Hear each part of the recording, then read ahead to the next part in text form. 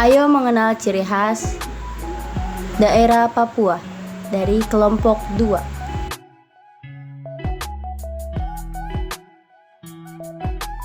Makna batik cendrawasih pada batik Papua adalah salah satu ragam hias batik khas Papua yang terinspirasi oleh burung cendrawasih yang menggambarkan kekayaan, keindahan, keanggunan alam, fauna, dan Papua. Cendrawasih kerap dijuluki sebagai burung surga atau bird of paradise karena keelokannya, bulunya, dan gerakan eksotisnya.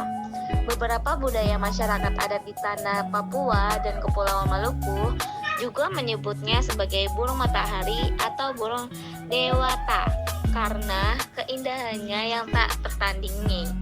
Tahap paling awal yang harus dilakukan untuk membuat batik tulis yaitu mempersiapkan bahan kain polos. Bisa memakai katun, sutra, ataupun santung.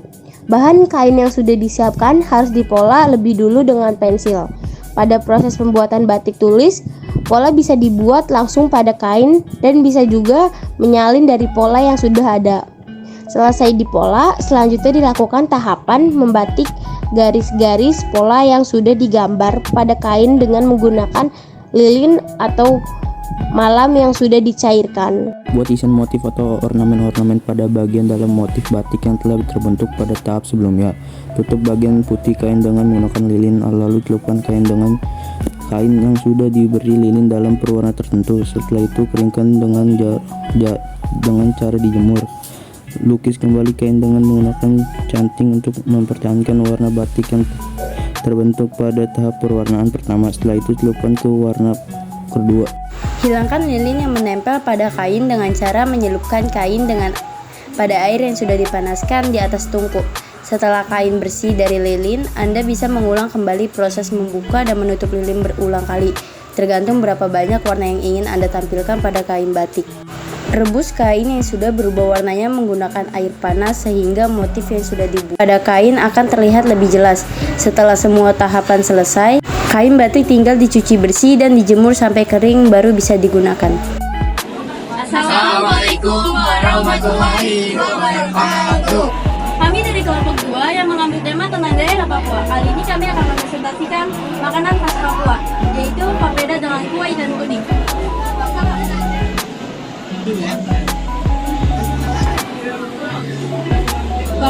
Papeda merupakan makanan khas Papua, Maluku, dan beberapa daerah di Sulawesi. Makanan ini berbahan dasar. Di balik kelezatannya, papeda menyimpan riwayat sejarah. Papeda dikenal luas dalam tradisi masyarakat adat desa Sentani dan Abrang di Danau, Sentani dan Arso serta Manong Kukuari. Masyarakat adat Papua sangat menghormati sagu lebih dari 9 makanan. Beberapa suku di Papua mengenal mitologi sagu dengan kisah penjelmaan manusia. Di Raja Ampat, sagu dianggap sebagai sesuatu sangat istimewa. Oleh karena itu, saat memanen sagu, kerap digelar upacara khusus sebagai rasa syukur dan penghormatan akan hasil panen sagu yang melimpah. Makanan ini juga dihidangkan pada upacara adat Papua, Watani Kame. Upacara ini dilakukan sebagai tanda berakhirnya siklus kematian seseorang. Nantinya papeda dibagikan paling banyak untuk relasi yang sangat membantu pada upacara tersebut.